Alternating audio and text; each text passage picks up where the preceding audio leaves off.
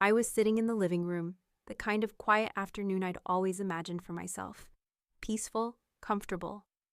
Quinn was asleep on my chest, her tiny hand curled around my finger, her little breaths rising and falling in a rhythm that felt like the most natural thing in the world. I didn't want to move, not even to adjust the blanket wrapped around us. This was a rare moment of calm, one I didn't take for granted, especially after the chaos of the past few days. I ran a finger over her soft hair, staring at the ceiling, listening to the hum of the world outside. Life felt like it was slowing down, giving me a moment to breathe, but it didn't last long. My phone buzzed from the coffee table, cutting through the quiet like a knife. I'd been avoiding it all afternoon, not wanting to deal with anything or anyone. I wasn't in the mood for more of my mom's obligatory check-ins or my sister Brian's half-hearted attempts at connecting, but I could feel it in my gut. This wasn't just another one of those. I set Quinn down carefully, trying not to disturb her, and grabbed my phone. It was from Mom. My heart rate kicked up, a familiar anxiety crawling over me, but I didn't think much of it at first. Another text probably, another reminder about some family event I'd forgotten to attend, or a half-baked excuse about how she wished I'd be more involved. But when I opened the message, it wasn't what I expected. "We're moving to Barcelona." I emptied the account. "Good luck." I stared at the words. It took a few seconds for my brain to fully process them. My hands went numb. What the hell? I blinked, rereading the message over and over, trying to make sense of it. I didn't want to believe it.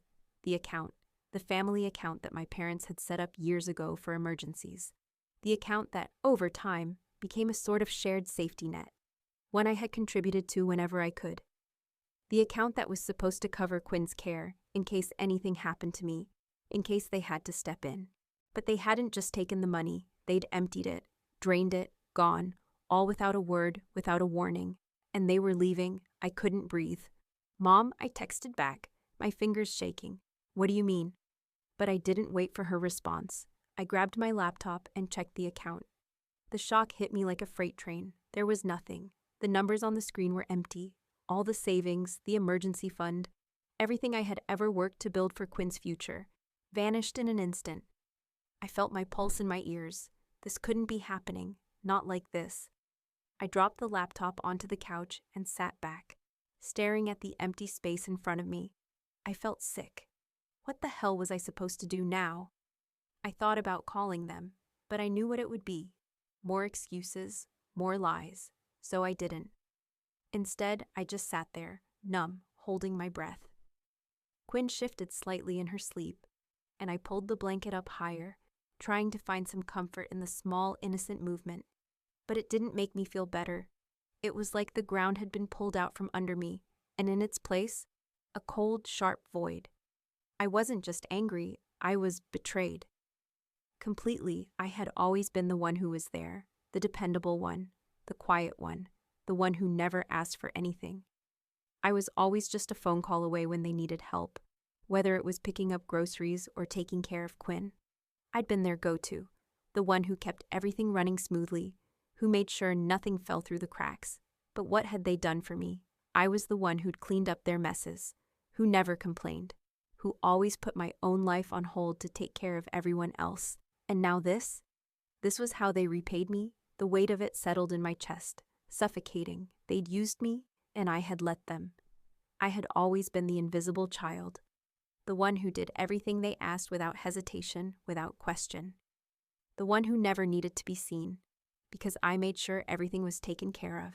My parents had treated me like their personal backup plan, never thinking about what it would mean to actually take care of me, to see me for once.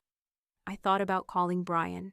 Maybe she knew something, but the thought of reaching out to her felt hollow. She had always been the one to run wild, to do whatever she wanted without any consequences. She had always been the golden child, the one everyone adored. I was the one who stayed behind, holding it all together. And where had it gotten me? Alone. The tears started without warning, not the kind you sob over, but the kind that burn hot behind your eyes and threaten to spill over, whether you want them to or not. I wiped them away quickly, glancing down at Quinn. She was still asleep, unaware of how everything was changing. I took a deep breath and tried to calm myself. I couldn't fall apart, not now. Not when Quinn needed me, but the anger wouldn't stop. The injustice. I should have been angry, I was angry, but it felt like there was a deeper, more painful feeling underneath it all. Something that hit harder than just being betrayed. It was the realization that I had never been seen for who I truly was. Not by my parents, not by Brian, not by anyone. I had been invisible, and now I had to pick up the pieces, alone. The night stretched on as I rocked Quinn in my arms, her little body shifting restlessly, fighting sleep. I wasn't sure how long I'd been up, hours probably, but I hadn't been able to rest. Not with everything swirling around me. The weight of the day felt unbearable, and the quiet house only amplified my exhaustion. Quinn had a funny way of falling asleep. She would squirm, grunt, and fight the heaviness of sleep, only to collapse against me when she realized it was a losing battle. I couldn't help but smile at how much she reminded me of myself. There had been so many times in my life when I had fought against what seemed inevitable, like the quiet certainty that I would always be the one to pick up the pieces. It had always been that way. I glanced down at her, her tiny hand wrapped around my finger. It was as if she could sense the weight I carried, the responsibility that had been placed on my shoulders, the responsibility I hadn't asked for but always felt like I had to take. It was as if I'd been groomed for this role, the dependable one, the one who kept everything running smoothly, even when I was falling apart inside. I hadn't thought much about it before, about how my life had always revolved around doing what was necessary, not what I wanted.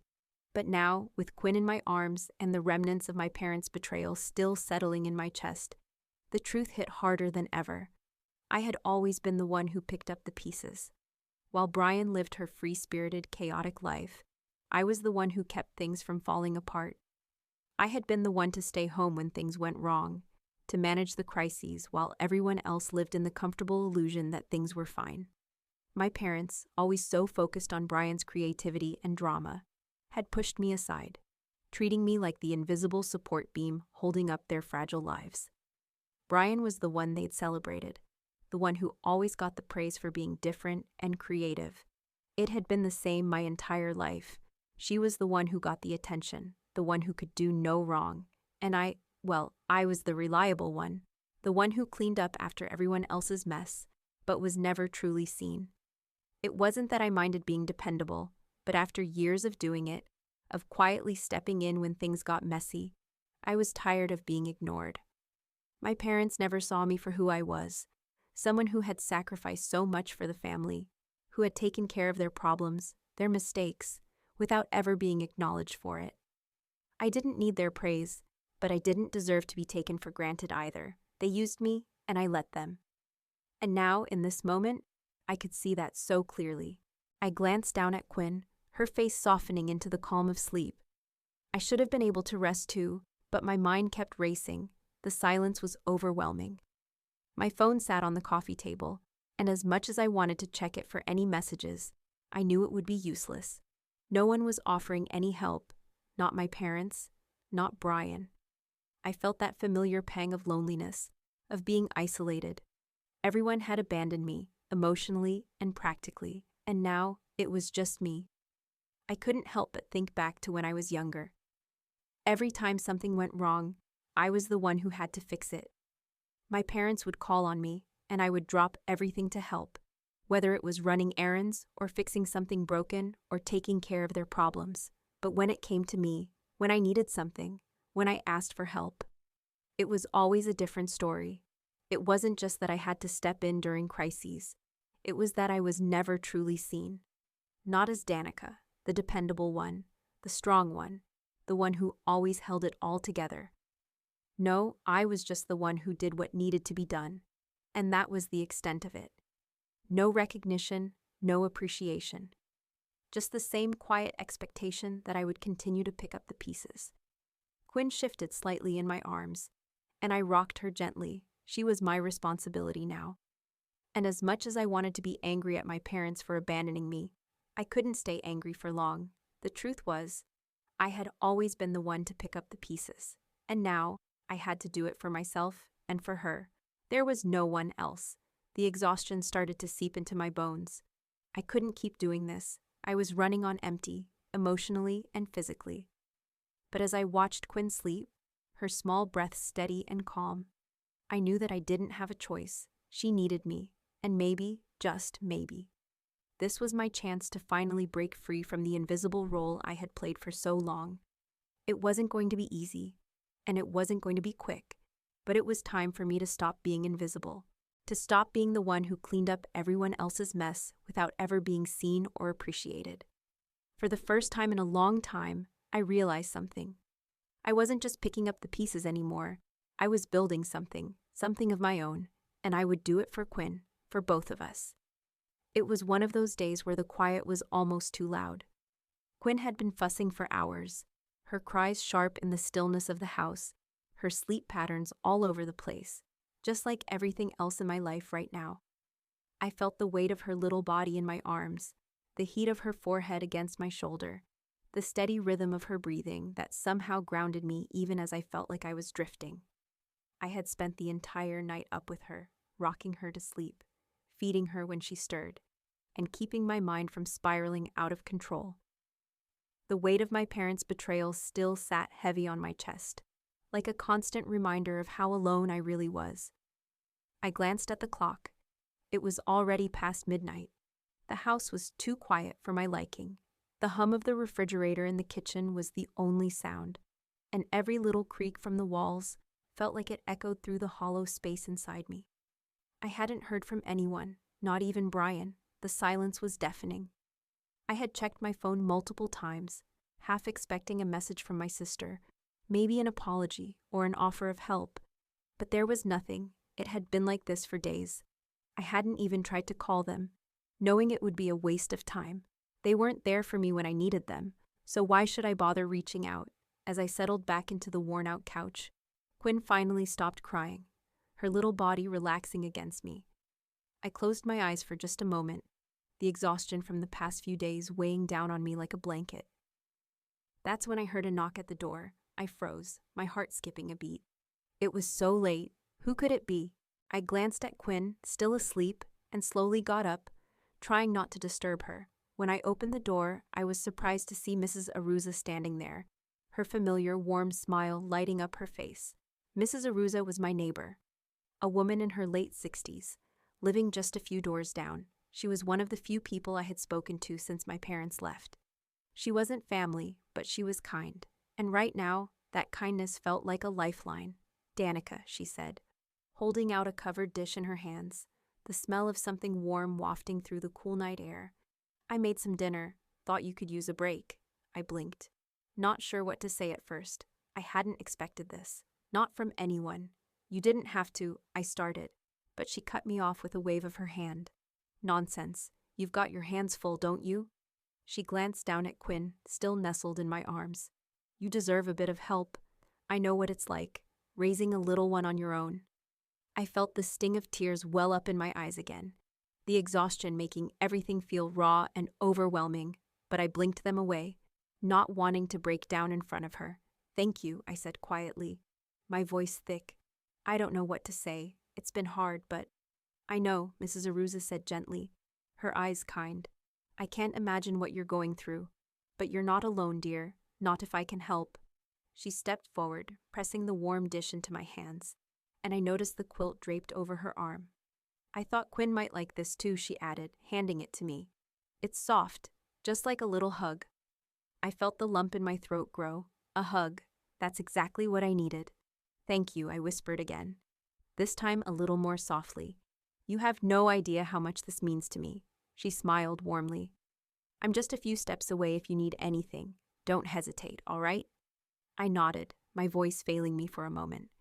There was so much I wanted to say, but I didn't have the words. As she turned to leave, I closed the door behind her, feeling a strange sense of relief wash over me. It wasn't much, but it was something. Someone had reached out, someone had cared, without expecting anything in return. I set the dish on the kitchen counter and spread the quilt over the couch, tucking Quinn into it gently. For the first time in days, I felt a flicker of hope. Mrs. Arusa didn't know me well, but she'd seen my struggle, and she had offered help, not out of obligation or pity, but because she wanted to. No strings attached. I sat down on the couch beside Quinn, holding her close again as she slept soundly. The silence felt different now, calmer somehow. It wasn't the suffocating kind I'd been drowning in, but the kind that came with the realization that not all adults were like my parents. There was still kindness in the world, people who were willing to offer support without expecting anything in return. It made me think about care, how my parents had always treated it like a transaction. They gave, but only when they needed something in return. But Mrs. Aruza, she had given out of pure kindness, no strings attached. And for the first time in a long while, I felt like I wasn't invisible, like someone saw me. Maybe, just maybe, there was a way to live with care and support that didn't feel so conditional. And maybe, just maybe, I didn't have to do everything on my own. The house felt eerily quiet as I walked through the front door of my parents' home. Quinn still nestled against me in her carrier. The air felt heavy, thick with the unspoken tension of what had happened, and what had been taken from me. Every step I took on the familiar floor creaked, as if the house itself was holding its breath. I had to go through their things. I had to. No part of me wanted to be here, but I couldn't ignore the nagging, aching curiosity about what my parents had been hiding. The betrayal was so much bigger than I had initially thought. Everything they had orchestrated, all the planning they had done, the lies they'd built around me, and around Quinn too. I put Quinn gently down on the couch in the living room, wrapping her in a blanket, hoping she'd stay asleep while I dug through their files. The place was exactly how I remembered it. Clean, organized, everything in its place. But it felt foreign now, a hollow shell of a home, a place that once held warmth, but now only served as a reminder of everything I had lost. The office was just down the hallway, my father's desk, where he had spent countless hours, never truly present in any of those moments, was now a relic of the past. I slid open the drawer, sifting through papers, receipts, old bills, and photographs. My fingers brushed against an envelope, a thick, official-looking document. I pulled it out and felt a knot tighten in my stomach. It was an itinerary for flights to Barcelona. The date was from several months ago. My heart pounded as I flipped through it, my mind racing. The realization struck me with the force of a slap to the face. This wasn't just a spontaneous decision. They'd been planning their escape for months, keeping everything hidden from me, from all of us. But it wasn't just that. I moved through the drawer, pulling out more papers. There, hidden beneath a stack of old receipts, was something even worse. A notarized power of attorney transferring Quinn's guardianship to me. My breath caught in my throat. It was dated weeks ago, signed without my consent, without my knowledge. I scanned the document again, my hands trembling. The weight of it crashed over me. My parents had not only drained the shared family account and left me with nothing, but they had also made sure that they could legally step away from their responsibilities. They had made me Quinn's sole guardian, without asking, without even telling me. I pulled my phone from my pocket, hands shaking as I tried to focus. My mind kept racing back to the message my mother had sent me about moving to Barcelona. It wasn't just an escape. It was a carefully calculated betrayal. And then, the real gut punch. At the bottom of the drawer was a bank statement, one I wasn't expecting to find, but there it was. A large sum withdrawn from the family account, transferred to an international account.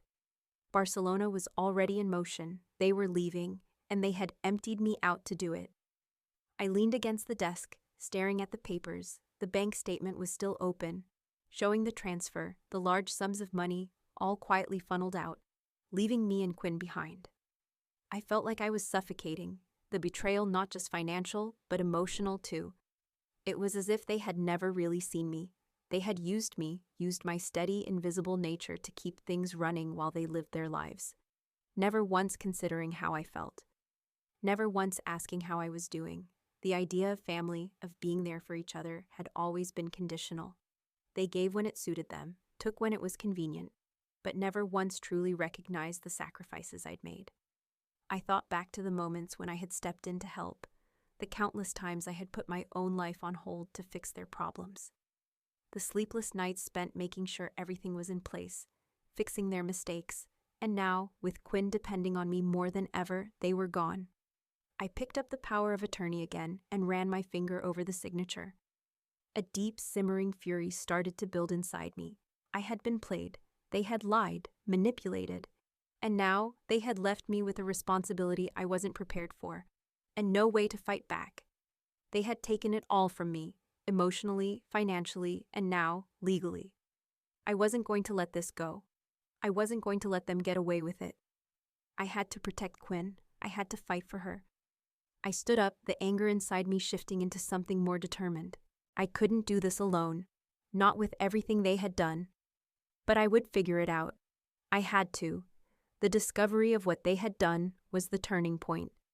I wasn't going to stay the invisible, reliable child anymore. They had made sure of that by abandoning me. But I wasn't going to let them dictate my life, or Quinn's. I folded the papers carefully, tucking them into my bag. As I turned to leave, I glanced back at the empty house. It was a place that had once been home, but it was no longer mine. It belonged to them, the people who had taken everything and left without a second thought. I walked out, the door clicking shut behind me. But for the first time in my life, I didn't feel like I was walking away from something. I felt like I was walking toward something, a future, a life I could control, for Quinn, for myself. And no matter what, I wasn't going to let them win. The next few days passed in a blur of paperwork, phone calls, and mounting exhaustion. Each step forward felt like a battle. Each document I gathered a small victory. But even with the momentum, I couldn't shake the gnawing weight of it all. The betrayal, the emptiness left in the wake of my parents' decision to vanish, to leave me with Quinn and their mess. The first step was clear. I needed to find a lawyer. Ephraim Rhodes wasn't the kind of lawyer I had imagined meeting.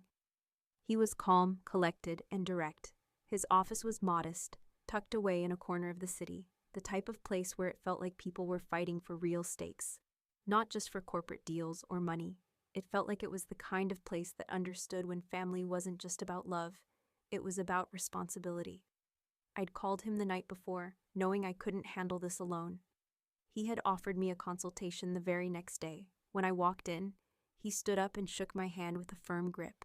His eyes were sharp, assessing, but there was no judgment in them, just a quiet understanding. I quickly laid out everything: my parents' betrayal, the drained account, the forged guardianship, and the power of attorney that had been signed without my knowledge. Ephraim listened carefully, occasionally nodding, his fingers tapping gently against his desk as he processed everything. From the documents you've shown me, it's clear that your parents used their legal power to manipulate you into assuming a role you never agreed to, he said, his voice calm but heavy with the gravity of the situation. They've not only emotionally abandoned you, but financially as well. This is more than just a family dispute. We're talking about fraud and abandonment. I nodded, feeling my heart race in my chest. My anger had only grown since the discovery. Every moment I'd spent with Quinn since they left had been a reminder of how they had used me. But hearing it from Ephraim made it all feel real, somehow. We can challenge the guardianship, Ephraim continued, reviewing the documents I had brought him, and we'll need to prove financial mismanagement. If what you're saying is true, we also have grounds for a case of financial abandonment. They emptied the account without any legitimate reason. That's something we can use against them in court. I felt a small surge of hope. For the first time, I saw a way out of the suffocating situation. It wasn't a fast solution, and it wouldn't be easy, but it was something, and something was better than nothing. But, Ephraim added, looking up from the papers, his expression serious, it's going to be slow. Legal battles aren't quick, and we'll need to prepare ourselves for a long fight. Your parents will fight back. I nodded again, steeling myself. I'm ready, I said, my voice steady despite the weight of it all. The next few days were a whirlwind of paperwork. I dug through every document I could find: bank statements, receipts, old letters from the family, anything that could give Ephraim more evidence. Each piece of the puzzle I uncovered only made my anger grow. My parents had planned this down to the last detail, and they hadn't even spared me a thought when they made their escape. The quiet hum of my laptop as I scrolled through documents felt strangely soothing. It gave me something to focus on, something to do, a way to regain control over the mess they had left me with. But the weight of the work soon took its toll. I was exhausted, mentally and physically, and Quinn's erratic sleep patterns weren't helping. She would wake up crying every few hours, and I was left stumbling through the days on little sleep. Still, there were moments, however fleeting, when I would look down at her and feel a strange peace wash over me. Holding her in my arms, watching her sleep, feeling the warmth of her little body against mine. It was a stark contrast to everything else. She was mine now, and no matter how broken or scattered everything felt, I would never let her down. I would do whatever it took to make sure she never felt the sting of betrayal that I had. Late one night, as I sat hunched over the table, going through more papers, my phone buzzed. I'd been waiting for some sign, some word from Brian, but nothing had come. I didn't want to feel like I was waiting, but deep down, I still expected something. It was a text from her, finally. "Danica, I heard about what happened. I'm sorry, I'll call you tomorrow." But nothing after that. No follow-up, no real offer of help, no explanation. I looked at the text, frustration building in my chest. There had been so many times when I had stepped in for Brian, cleaned up her messes, put her life back together after the chaos she'd created. But in the moment when I needed her the most, she was silent. I tossed the phone aside, the bitterness rising in my throat. I couldn't rely on her, not now, not ever, but at least I had Ephraim. At least I had a path forward. I couldn't let Brian's silence drag me down. I couldn't let anyone's failure to show up for me define what I was capable of doing. I glanced down at Quinn, finally asleep in her bassinet beside me. Despite everything, I couldn't help but smile, even if it was faint. She was my purpose now, and as long as I had her, I knew I would keep fighting. The silence had stretched on for weeks, a heavy, oppressive silence that settled like dust in the corners of my life. Not a single word from Brian, no check-ins, no apologies, not even a "how are you doing?" It was as if I had become invisible again, just like I had been my entire life. Except this time, I wasn't just invisible, I was abandoned. I had poured my heart into taking care of everything, Quinn, the house, the mess my parents had left behind. And I had done it all without asking for anything, but now I was drowning in the weight of it all. I had spent my days organizing paperwork, meeting with Ephraim, and trying to make sense of what my parents had left behind. Then, just when I thought the silence would break me, the phone rang. I grabbed it without thinking. "Danica," Brian's voice came through, smooth but with an edge of something I couldn't quite place. "How are you holding up?" I set my jaw, trying to keep the frustration from bubbling up.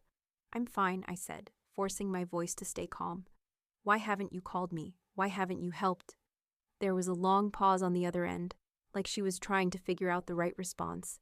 "I mean, I didn't think it was that big of a deal. You're handling it, right?" I felt a pit in my stomach. "Handling what, Brian? You mean handling everything while you've been completely silent?" She scoffed, as if I were making a mountain out of a molehill. "I just didn't think it was worth all the drama. You always make things harder than they need to be." The anger that had been simmering inside me for days finally bubbled over. "Drama? You think I'm creating drama? You're the one who's been completely absent through all of this. My parents leave me holding the bag, drain the account, and don't even think to tell me what's going on. And you've been MIA, acting like I'm supposed to just figure this all out on my own. What do you expect me to do?" Brian's voice grew defensive. I didn't think it was necessary to get so worked up about it. I mean, you're the one who agreed to take care of Quinn. It's not like we asked you to do all of this. I let out a harsh laugh. "Agreed? I didn't agree to this, Brian. They manipulated me into taking over everything, and you just let them. You let them walk away and leave me to handle it all. And now you want to tell me it's not a big deal? You've got to be kidding me." There was another pause. I could hear her sigh from the other end. "Look, I get that you're upset. But it's not like you didn't choose this. You've always been the stable one. Mom and Dad always knew you'd take care of things." The words stung. "So I'm just the stable one, the reliable one, the one who's supposed to be fine with everything while you get to live your life without a care." This is exactly what I mean, Brian. You always get the praise for being creative and spontaneous, and I get stuck picking up the pieces. Brian's tone softened, but it felt dismissive. "You're overthinking it, Danica. You've always been the strong one. You can handle this." I gripped the phone tighter, the words stinging like a slap. "I'm not strong anymore, Brian. I'm exhausted, and I'm done. I'm done being the one who always holds everything together. You and Mom and Dad. You've always expected me to pick up the slack while you do whatever you want, but I'm done. I'm not doing this anymore. I could hear her frustration in her voice. You're really going to make this about me now? You're going to hold this over my head? I'm sorry things didn't go the way you wanted, but you can't just turn your back on us like this. I stood up from the couch, pacing the room. I'm not turning my back on anyone, but I can't keep doing this. I'm not your fallback plan, Brian. I'm not your safety net. I've spent my whole life being the dependable one, and it's time for me to stop. I've been invisible for far too long, she sighed again, and I could hear her shifting in her seat. Okay, but you're really going to cut us off like this? You're just going to walk away from your family? I'm not walking away, I said firmly, my voice steady now. But I'm not going to keep letting you all walk all over me either. I've had enough. There was a long pause, the silence between us stretching out. Fine, she said, her voice colder than before. But don't expect me to help you out of this mess. I swallowed, the bitterness rising in my throat. I didn't ask for your help, not anymore. Before she could respond, I hung up. The quiet of the room pressed in on me, but it didn't feel as suffocating as it had before. I felt a flicker of something, relief maybe. I had finally stood my ground, even if it meant severing ties with Brian. It hurt, but it was also freeing. I looked over at Quinn, still peacefully asleep on the couch, her tiny chest rising and falling with each breath. I felt the weight of the world still pressing on my shoulders, but now it felt like I had a bit more control. That night, Quinn ran a slight fever. I spent the next few hours holding her, rocking her gently, feeling the heat of her little body against mine. The exhaustion crept up on me, but this time, I didn't feel the need to ask anyone for help. I could do this, I had to, and despite the weight of everything, my family's abandonment, my exhaustion, the uncertainty of the future, there was a quiet sense of resolve that began to build inside me. I was no longer afraid to stand up for myself, to say no when I needed to. This was my fight now, for Quinn, for me. The courtroom was colder than I had anticipated. It wasn't the space itself, but the weight of everything that had led me here. I had been fighting for weeks, weeks of paperwork, meetings with Ephraim, long hours spent assembling evidence, trying to piece together the magnitude of my parents' betrayal. Every day felt like an uphill battle, but today was different. Today, I wasn't fighting for recognition or for my own peace. I was fighting for Quinn. Ephraim sat beside me, his posture calm but attentive. The opposing side, Sandra and Talbot, my parents, sat across from us, their faces painted with thin, rehearsed masks of indifference. It was as if nothing had happened, as if they hadn't manipulated me into taking responsibility for their choices. The judge, a woman with an unreadable expression, flipped through the pile of evidence I had carefully presented: bank statements, the forged power of attorney, the recorded phone calls with Brian, detailing how I had been misled into believing the guardianship was mine to take. The room was silent, save for the rustling of paper. Ephraim spoke first, calmly laying out the case. Your Honor, this is not just a family dispute. This is a case of financial abandonment, fraud, and emotional manipulation. The funds in question, which were supposed to be used for family emergencies, most importantly for Quinn's care, were withdrawn without consent, leaving Miss Danica in a situation that no person should be placed in. I held my breath, watching the judge as she read through the documents. I could feel the weight of the silence pressing on my chest, but I refused to let it consume me. I had already fought so hard to get here. I wasn't going to back down now. The judge nodded once, looking up from the papers to give Sandra and Talbot a measured look. The evidence is clear. Your actions were not just irresponsible, they were fraudulent. You made decisions without informing Ms. Danica, and now she's left to clean up your mess. It's unacceptable. Sandra shifted in her seat, attempting to mask her discomfort with a tight smile. Your Honor, we did what we thought was best. We didn't mean to hurt anyone. The judge raised an eyebrow, her voice firm. You didn't mean to hurt anyone. You drained the shared family account without informing your daughter. You left her with nothing, and you put her in a position where she had to assume legal guardianship of her niece without her consent. That's not a mistake, Miss Sandra. That's negligence. I felt a flicker of something, satisfaction, relief. It was fleeting, but for the first time, I felt like the truth was finally being acknowledged. The pieces of their betrayal were all laid out before us. Undeniable, irrefutable. Talbot leaned forward, his voice defensive. "We've been through a lot, Your Honor. We didn't plan any of this." "No," the judge interjected, her voice cutting through his words. "You didn't plan any of this, but the consequences are now yours to face. I will rule in favor of Miss Danica.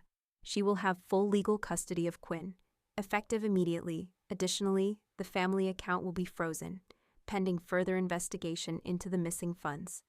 The finality of the words hit me like a wave. I wasn't just relieved, I was free. Free from the manipulations, the burdens they had placed on me for years. Free from being the invisible one, the one who always cleaned up their mess, who always did what was expected without ever being seen for who I was. The judge turned her gaze to Sandra and Talbot. "As for the guardianship transfer, I'll ensure that's revoked. You've lost the right to make decisions on behalf of Miss Danica or her niece." Sandra's face turned a shade paler, but she didn't argue. She knew it was over. The truth had come out. I felt a strange sense of closure, but it was hollow. This wasn't the victory I had imagined in my mind. It didn't come with celebration, with tears of relief, or even a sense of justice being served. It just came with a cold, steady weight that would stay with me. The battle had been won, but the war, my war, wasn't over. It was never going to be. Raising Quinn, building a life outside of my family's expectations, it was all still ahead of me. And even though I had won the legal battle, the emotional cost would remain. As we stood to leave the courtroom, Sandra's voice followed me. "You're just jealous of Brian. You've always been jealous of her." I didn't turn around, didn't give her the satisfaction of a response. Instead, I held my head high and walked out, Quinn in my arms, my feet carrying me towards something I had never thought I'd have, a future that was mine to shape. I was no longer afraid of them, of their judgment, their manipulation. It didn't matter anymore. It had been months since the court ruling, and though the emotional aftermath of my victory was still with me, the weight had lessened. The burden of my parents' betrayal no longer consumed my every thought. Instead, I found myself navigating a new reality, a life that, for the first time in a long time, was truly my own. The days had fallen into a rhythm that felt surprisingly natural. Every morning, Quinn and I woke up to the soft light filtering through the curtains, the quiet hum of the world beyond our apartment. She had become the center of my world, and in caring for her, I had rediscovered a part of myself that had been buried for so long, the part that was capable of finding joy, even in the smallest moments. I had reopened my pottery studio, though it was more of a quiet sanctuary than a booming business. I had always loved working with my hands, creating pieces that held meaning, that could be touched, held, and appreciated for their craftsmanship. Now I found myself taking on small orders, piecing together the fragments of my life one pot at a time. At first, it was just an attempt to regain some sense of self-worth outside the confines of my family's expectations. But over time, it became something more. It was a space where I could breathe, where I could put the chaos of the past behind me, and focus on something that was mine and mine alone. I spent long hours in the studio, my fingers shaping the clay, the rhythmic movements of my hands a form of meditation. There were no expectations here, no one telling me what I should be doing or how I should be. The only thing that mattered was the work, and in those moments, I felt free, and Quinn, my beautiful, bright Quinn, was always with me, either asleep in her crib or quietly playing on the floor as I worked.